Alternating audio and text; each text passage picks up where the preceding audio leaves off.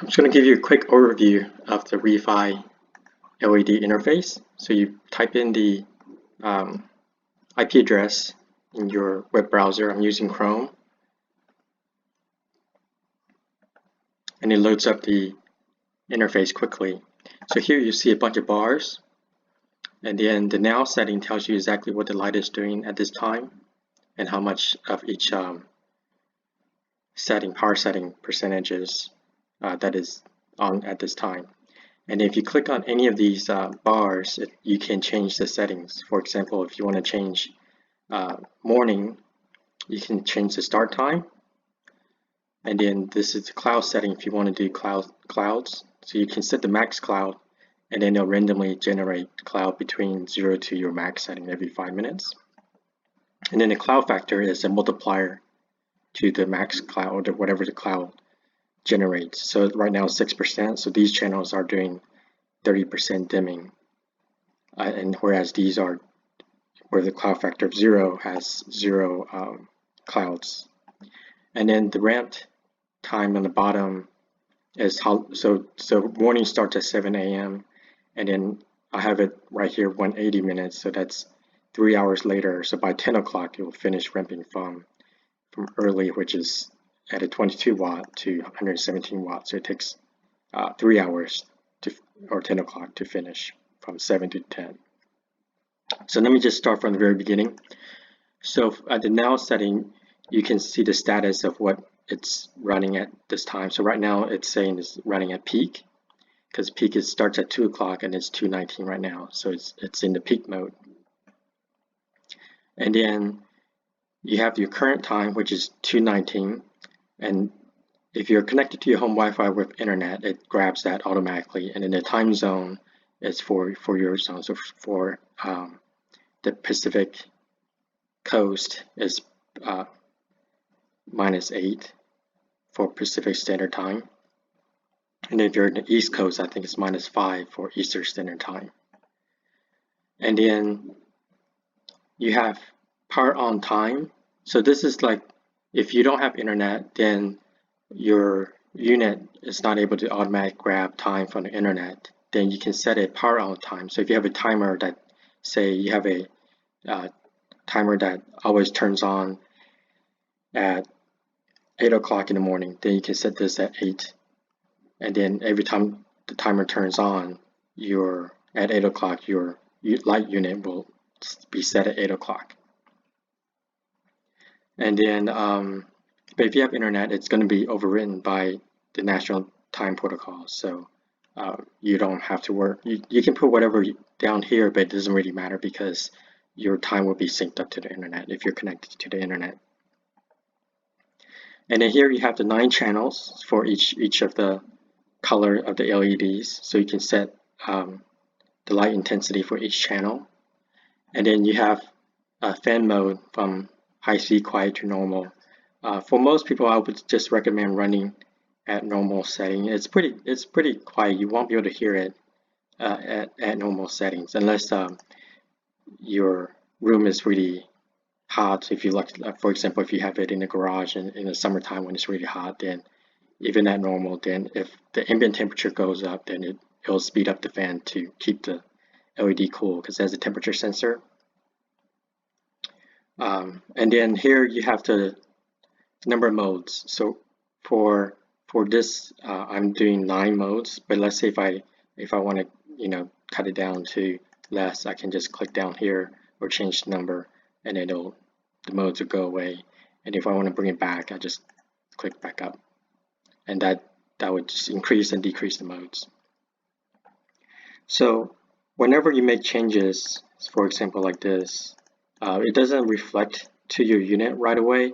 You have to hit save for the settings to occur. So let's say I hit save, you'll see this is the very left unit. So if I hit save, you'll see that the color changed for that unit.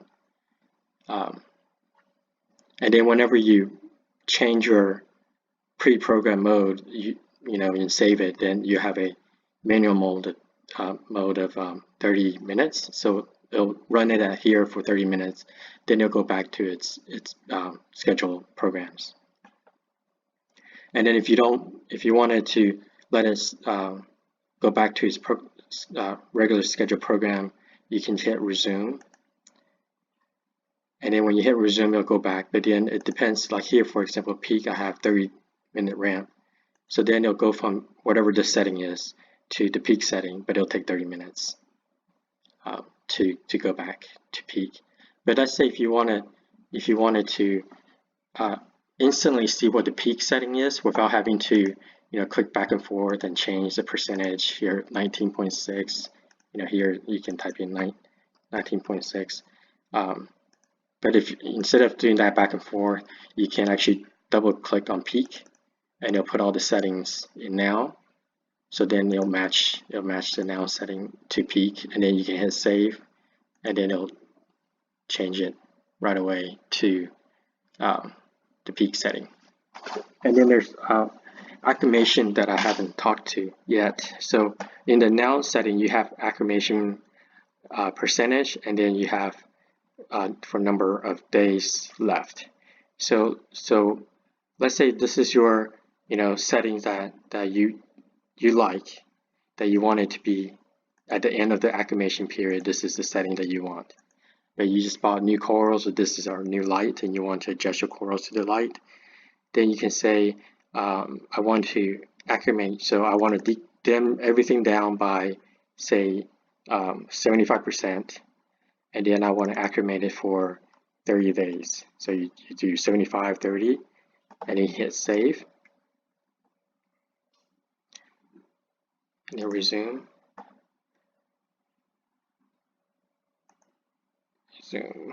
Okay, so this is what it'll do. It'll start for 30 days left, and then as every day goes down, the acclimation percentage will increase. So by the time you get down to 0 days left, your acclimation period will be at 100%. So this is done automatically.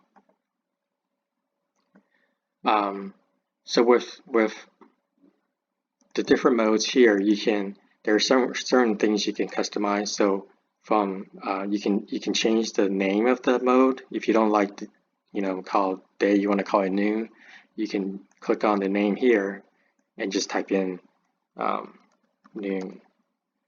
And then whenever you make changes to the mode, it's highlighted in yellow, so it's being changed, but it's not going to reflect it until you hit save. So everything you change, you have to hit save for it to go into effect.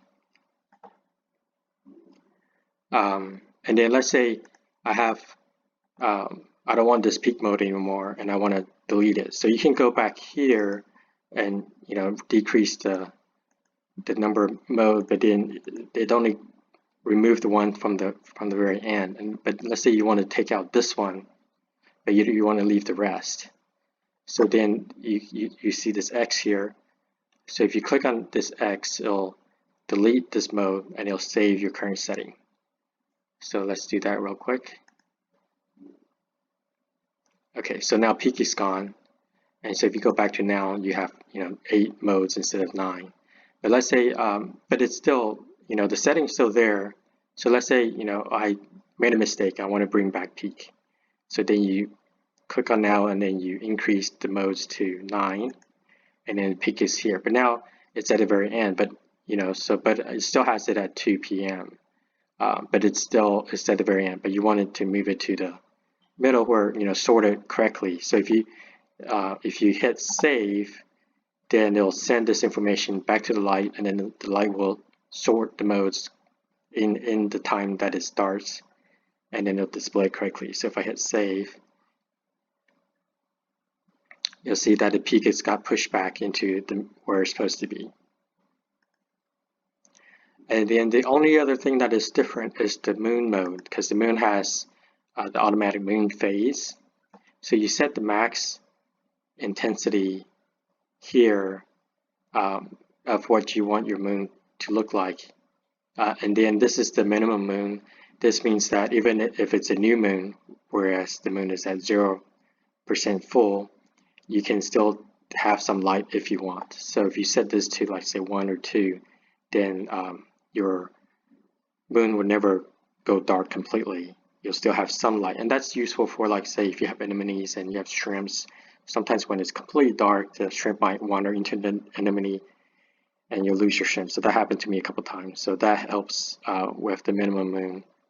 And also if you have like a big school of different tanes, and they usually at night the tanes can get a little bit feisty because they're fighting for hiding spot to sleep. But if you have a minimum moon, I find that they tend to be more calm and they can slowly cruise around your tank, not as active as daylight, but they'll slowly cruise around and they won't be like so eager to find hiding spots. So that's kind of useful. And then for you to get the moon mode, you have to name your mode moon. So let's say if I change this mode here name to, I don't know, midnight. Oops. Midnight. Then your the moon's information is gone, because then it's not a moon anymore. It's whatever mode that you want to call it. So if you want to bring back the moon modes, then you have to name the mode moon.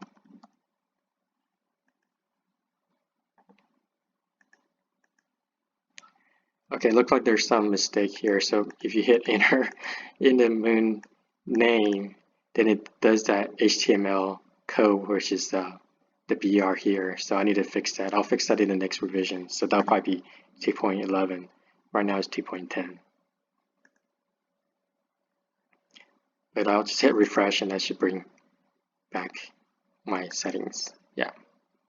So let's try this again without hitting enter. Midnight. So without hitting enter, that seems to work. So call it midnight. Now it just looks like the regular ones with the cloud factor. And then if I change the name back to moon, then I get the minimum moon and the moon calculation automatically. So this is all from the main menu. I'm here, and I believe I've gone through all the settings. So then if you click on the menu bar, you see the three on the upper left. You can actually click anywhere on the left and it'll bring up the menu bar. And if you click anywhere or X, then it'll close the menu bar. So the menu bar here, you have, right now I have 6 lights, but 3 on this aquarium. I mean 4 in this aquarium. So I have grouped them to aquarium 1. So far I've been showing you by with typing in the IP address of that one unit, and I'm only controlling that one unit. But let's say I want to control the whole group of lights, so the whole aquarium 1, all 4 lights at one time. Then I want to click on aquarium 1, and then you hit, so on top you see aquarium 1, and that means you're controlling all the lights in aquarium 1. So in the now setting, let's say I want to see what night mode looks like. I double click here, and then that copies the setting to now. And if I hit save, it should change all of them to this night light setting, so you can see what it looks like. And if I want to bring it back to peak, double click here, hit save, and now all 4 go back to peak. So that's what is. And then if you click on group setting, you'll see that I have all my 6 lights, and then so you can assign them to different aquarium numbers. So let's say if I want to take these 2 out and I want to change it to number 4, so that I can do this, hit save, and then I'll save the group setting to, it'll save it to all my lights that's listed here. So then you can go to any IP address here and you'll see the same settings. So if you click on the menu, now you have number 4, because I brought number 4, it was number 1. So now aquarium 4 has 2, aquarium 1 has 2. But let's say in this setting you want to know which one is, let's say I changed these to 4, but I don't know of the 4 lights in front of me. I don't know which one is these 2. So you can click here and it'll blink, so that you know which light it is. And then I can click on this bottom one here, and then the other one will blink, and then now you know which lights these are. So let's change these back to 1 so they're all grouped together. Hit save, and then it tells you the save group LED info is done. So then you go back here. Now it's the current one has 4 again, 4 lights. So that's the group setup. And then under advanced settings, there's Wi-Fi config. So if you want to change your Wi-Fi information, you click on Wi-Fi config. It lists out all the existing Wi-Fi. And if you just turn on your Wi-Fi unit and it's not listed here, you can hit scan. It'll show you the listing again, updated listing. And then you can click on whatever Wi-Fi you want to connect to and the password and hit save, and then it'll update it right away. Here you have, under event settings, you have set date and time. This is for people that don't have internet in their connection. So either you don't connect your light to your Wi-Fi and you just have it standalone and it's on its AP mode. Then there's it has no access to the internet, so it can't update, it can't sync time automatically. Then if you want to set the time and date, then you click on set time and date. And then since your browser, usually your phone or your computer, has time, so you can copy browser date time. So you'll copy it. Click on copy, you'll put the information here, and you hit save, and then that will put the time information into your light. And then if you hit info, it'll tell you which light you're looking at, and then which of the firmware version, and then the Wi-Fi is connected to, the IP address, free memory. It's mostly just for my use, and then how much power it's running right now. So right now it's running 166 watts. And then this is your fan RPM, and then your fan power level. It's what is set at. And then here is the temperatures that I set the light to be at, or to be the maximum temperature before the fan will kick up higher. And then these are, so there's 2 pucks, so one on the left and one on the right. And the temperature setting is actually in kilo ohm resistor value, because it's a thermal sensor resistor. And I guess I can, in the future, I might put a chart here so or I can just convert it in the future. So instead of saying 15 kilo ohms, it'll be whatever temperature it's associated with. And then here you have the actual, or the time and date, the date and time that the light think it's in. So if it's connected to the internet, it should always grab the correct one. And then if it's not, then it's whatever you can set it to be. And then the runtime is how long the light has been running. So these I just updated the firmware this morning or a couple hours ago around noon. So now it's only been running for 2 hours and 44 minutes since the last time I rebooted it. And then if you want to do a firmware update, the quick way is just click on firmware from the events menu and then hit update. And then here, I'll do it real quick. If you hit update, then you'll get the status. So first, it'll update the GUI, which is the graphical user interface, the web interface that we're looking at, and it'll update it to 100%. Then once this is done, then it'll actually update the firmware. So you should let it complete both updates before you do anything else. So, and depending on your internet speed and how far the light is from your router, how strong the Wi-Fi connection is, this could be fast or it could be slow.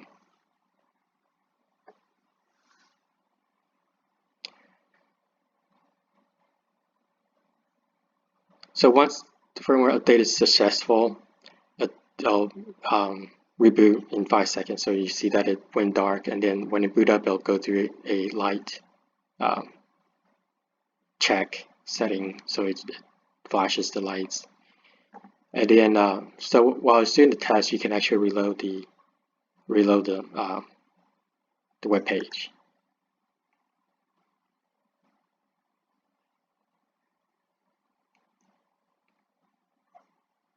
So and then the next setting we have here is retrieve LED setting. So here you have, I'll have the ReeFi default SPS setting and the default LPS setting, and then this is whatever the last setting that the user changed.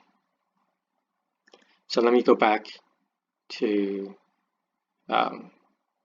this. I think this guy here.